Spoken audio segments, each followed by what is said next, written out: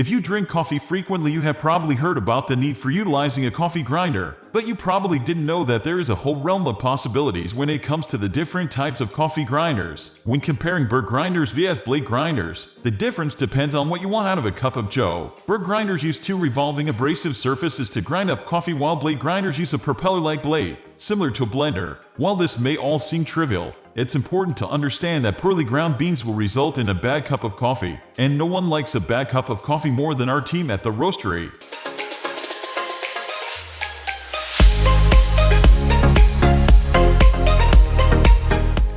Most coffee lovers will tell you that a Burr grinder is far superior when it comes to grind size and flavor. While more expensive than a blade grinder, Burr mills are widely recognized for their consistency, quality, and overall uniformity.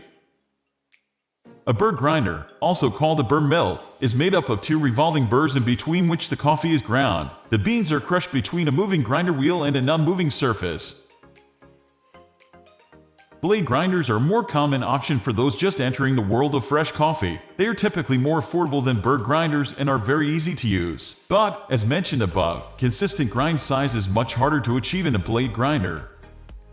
A blade grinder is a machine that chops coffee beans and spices while mixing it. There is a blade in the center of the grinder that looks like a propeller, similar to a blade in a blender or a food processor. This grinder offers more power for faster grinding.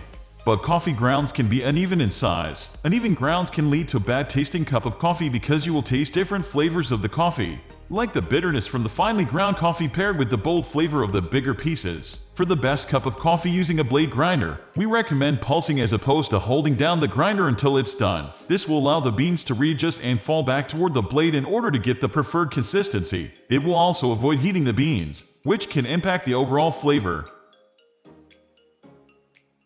The answer to this depends on a few things, including your budget, your preference, and how much space you have available to you. Some people prefer convenience while others may prefer a real barista experience. This table breaks down which grinder is better for what. The bottom line is that you should get the best quality grinder you can afford. Whether that's a $20 blade grinder or $100 Burr grinder, a bad grinder can turn delicious coffee beans into a watery, sad cup of coffee.